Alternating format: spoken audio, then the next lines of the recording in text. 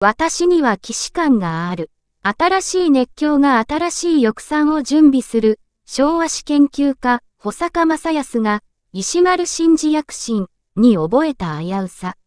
7月の東京都知事選挙では、都民には知名度が高かったとは言えない石丸伸二氏が約166万票を獲得し、小池百合子氏に次ぐ2位につけたことが大きな話題となった。しかし、昭和史研究家の保坂正康氏は、石丸氏の台頭に危うさを覚えたという。画像、石丸氏について分析した保坂正康氏。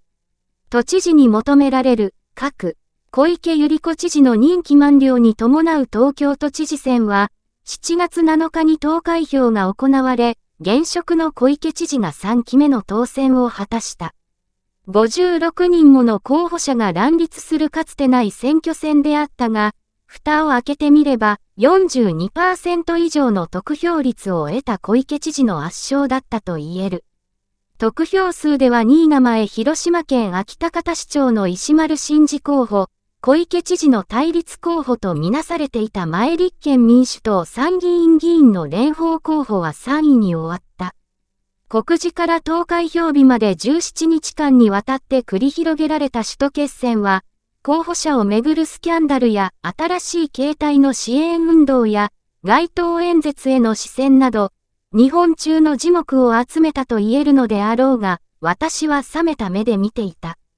それは、作家の高村薫が次のように慨嘆したことに通じるのかもしれない。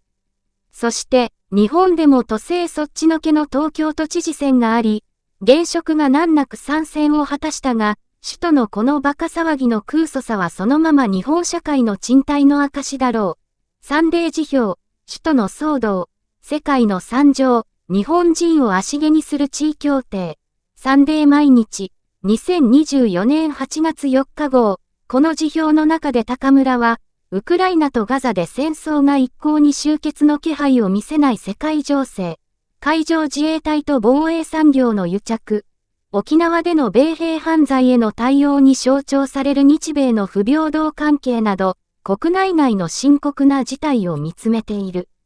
そして、様々な緊迫する現実に取り囲まれた私たちが、都知事選において、内外の危機や都政のありよう、そして政策が目指すものを見極めることを十分にせず、選挙戦に興じる様を辛辣に切り取ったと言える。ありていに言うと、今回の都知事選の候補者は、いずれも都政を担うに足るような政治家ではなかったと思う。東京都知事とは、やはり特別な首長なのである。東京一極集中や地方軽視を肯定するつもりは全くないが、都内総生産は全国の2割を超えているし、特別会計も合わせて16兆円を超える東京都の予算規模は国家レベルである。全国の有権者の1割にあたる1000万人の有権者から直接選ばれる地位であること、近現代史において政治、経済、文化の中枢である都市を牽引してきたこと、日本最大規模の警察組織である警視庁を従えていること、国際都市である東京のリーダーであることなどから、日本の首都の長官という立場は、歴史的にも、国内、国際いずれの地政学的にも、権力のありようとしても、いやおうなく突出した核を求められる。石丸和法は軍人に似ている。今回の都知事選で、最も話題を振りまいたのは石丸伸二氏であろう。東京において一般的には無名と言っていい候補が約166万票も獲得したことが石丸現象と呼ばれ、テレビなどで石丸氏が語る独善的な話法が石丸公文などと称されている。石丸氏を支持した若者層は、旧体以前たる体制を大胆に塗り替える改革者と見ているようだし、石丸氏を否定する人々は、今日的な不気味さを宿したタイプと感じているようだ。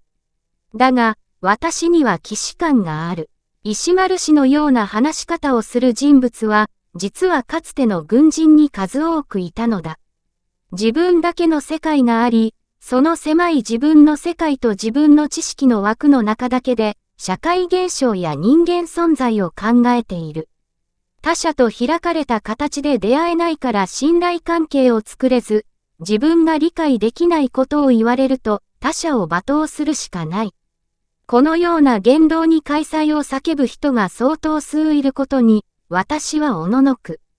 過去が蘇るのだ。1940、昭和15年、衆議院本会議で質問に立った民政党の斉藤孝夫は日中戦争をめぐって米内光政首相を追及した。反軍演説として知られる演説である。いたずらに聖戦の美名に隠れて、国民的犠牲を観客し、曰く国際正義、曰く道義外交、曰く共存共栄、曰く世界の平和、核のごとき雲をつかむような文字を並べ立てて、そうして千載一遇の機会を逸し、国家100年の体系を誤るようなことがありましたならば現在の政治家は死してもその罪を滅ぼすことはできない。穏当で筋の通った自局批判である。これに対して陸軍省の政治将校たちは、斉藤の演説はシナ事変の聖戦目的を掲げる軍事への侮辱であり、10万の英霊に対する冒涜である、と罵倒し、記者にも怒りをぶちまけている。その動きを知った議会内の親軍派の議員たちはやがて斉藤の除名運動を求めていく。除名決議においては賛成296名、空票144名、反対7名という結果となり、実際に斉藤は除名されてしまうのだ。この流れは、天皇機関説事件にも似ている。圧倒的な賛成多数であることは、政治家が軍に自発的に推奨した結果である。新しい熱狂が、新しい翼賛を準備する可能性は大いにある。私たちは歴史を繰り返そうとしているのではないだろうか。本記事の全文は、文藝春秋電子版に掲載されています。都知事選の危険な熱狂日本の地下水脈。